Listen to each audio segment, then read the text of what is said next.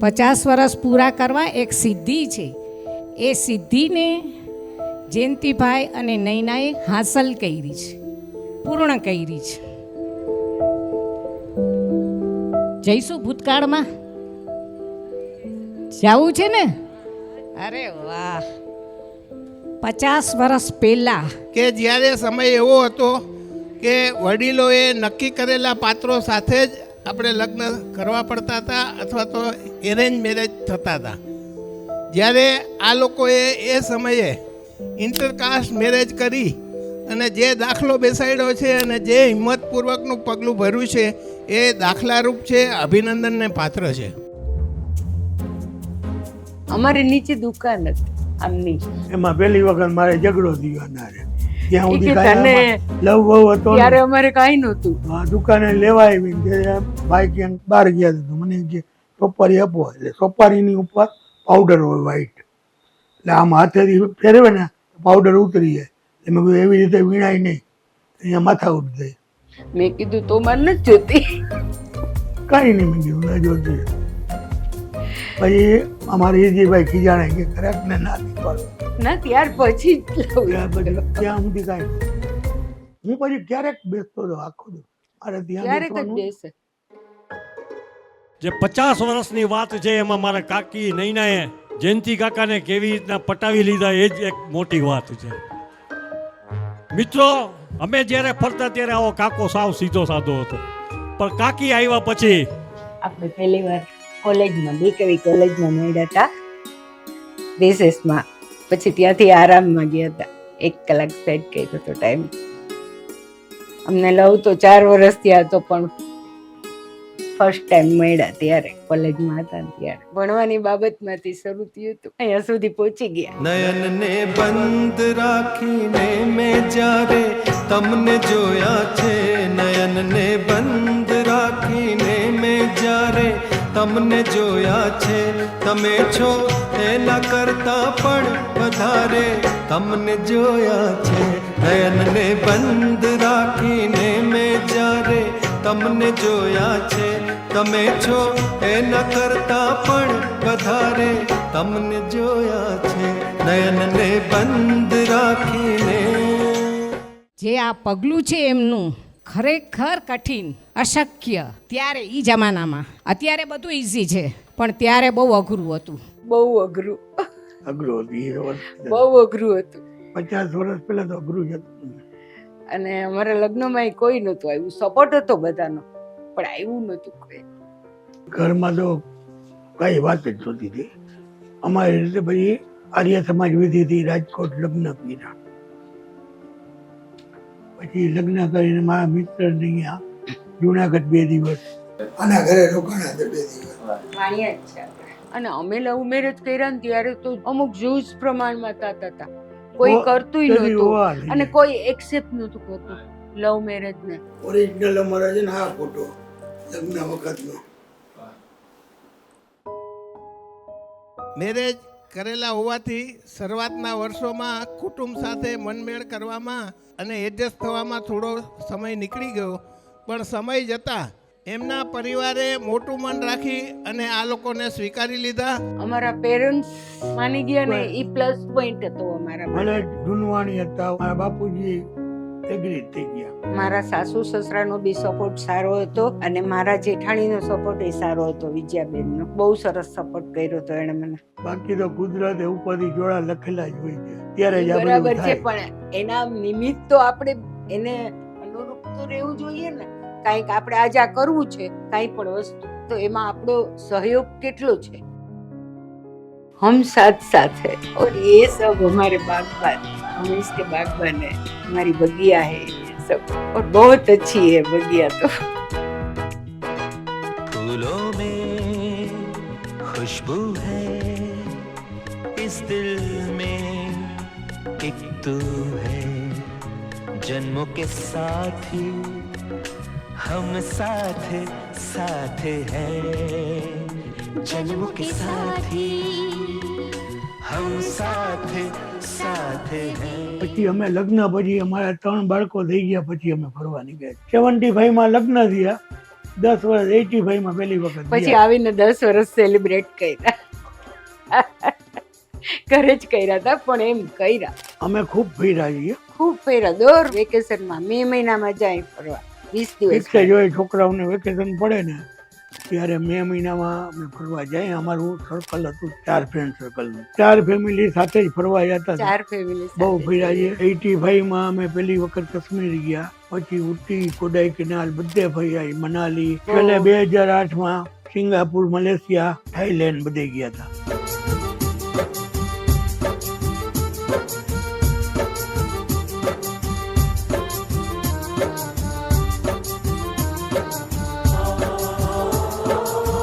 અમે અમારી લાઈફના 25 વર્ષથી જઈવા હતા.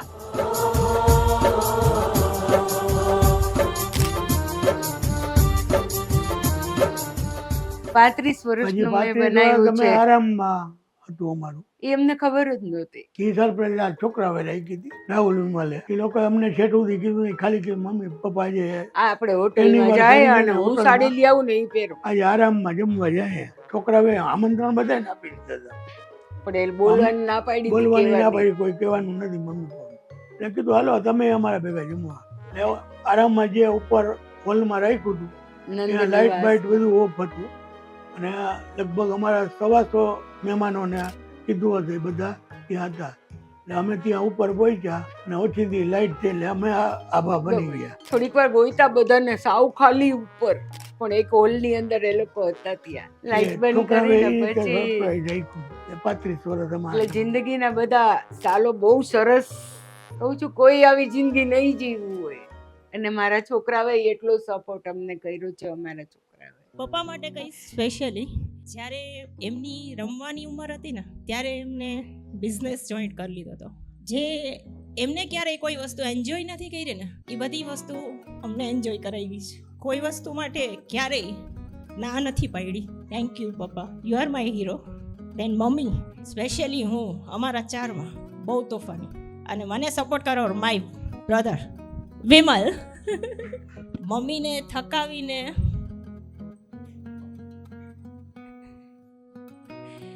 અમારા બેનો નંબર આવતો હતો. મમ્મીની એ ડાંટ, એ પરમિશન આજે બહુ યાદ આવે છે. પોતાનું સંબંધને સાચી શરતોમાં પોષીને સાથે મળીને દરેક મુશ્કેલીને પાર કરીને આ ઉમદા યુગલ પોતાના કુટુંબને સુખમય બનાવ્યું છે. હું તો ખાસ કરીને જમાઈ તરીકે ખૂબ જ ગૌરવ અનુભવું છું કે મને આ પરિવારના ભાગ બનવાની તક મળી. તેમનો પ્રેમ અમારા પરિવાર માટે શક્તિ અને પ્રેરણાનો સતત સ્ત્રોત રહ્યો છે. તેમણે અમારા જીવનને સમૃદ્ધ બનાવ્યો છે. તે અસંખ્ય રીતો માટે અમે ખૂબ આભારી છીએ.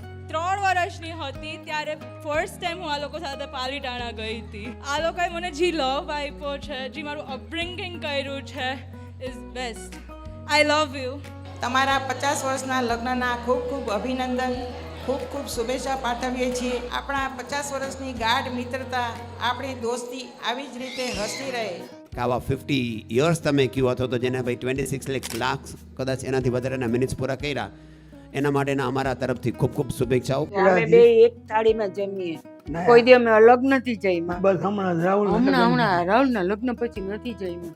હજી સવારનો નાસ્તો એક જ અમે થાય. એક જ થાળીમાં કર્યું સવારનો નાસ્તો. બાકી તો નકર બપોરનું સાંજનું એક જ થાય. અમે એક જ થાળીમાં જમીએ.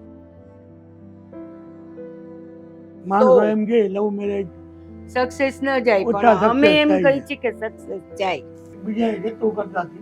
છેક સુધી આપણી ભાવના એવી જ રહી. આપણા પ્રેમ લાગણી પણ એટલા જ છેક સુધી રહેવા જોઈએ, એકબીજા પ્રત્યે વફાદાર. આજની જગ્યાએ 50 વર્ષે હજી નવું નવું જ લાગે. હજી એક રાત માટે ક્યાંક જવું હોય ને તો મન થઈ જાય જવાનું, પણ પછી જ્યારે જવાનું થાય ને ત્યારે મન ન થાય. એમ થાય આમને મૂકીને ન જ જવું મારે. બધા કહેતા કે હાલશે નહીં ટકે. ત્યારે તો આપણે જવાબ ન દઈ શકીએ કોઈને.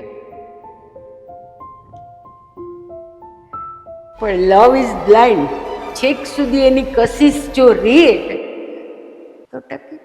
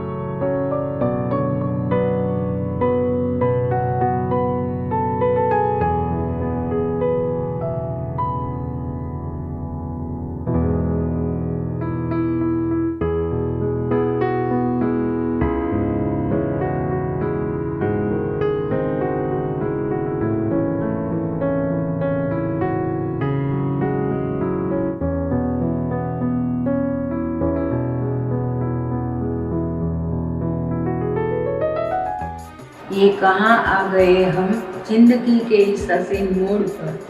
हम खड़े हैं, ये देखो हमारी बगिया के फूल, और फूल जितना प्यार हम दोनों में है। कुदरत ने हमें इतना ही नहीं, प्यार से उसकी दौलत हम पर बरसाई है। अब हम इतना ही चाहेंगे कि तुम हो तो हम है तो सब कुछ है, वरना कुछ नहीं है। इतना ही नहीं, तमन्ना इतनी ही है कि जिंदगी के आखिरी सांस तक हमारा साथ बना रहे। रमयावस्थावया रमयावस्थावया, मैंने दिल तुझको दिया, मैंने दिल तुझको दिया।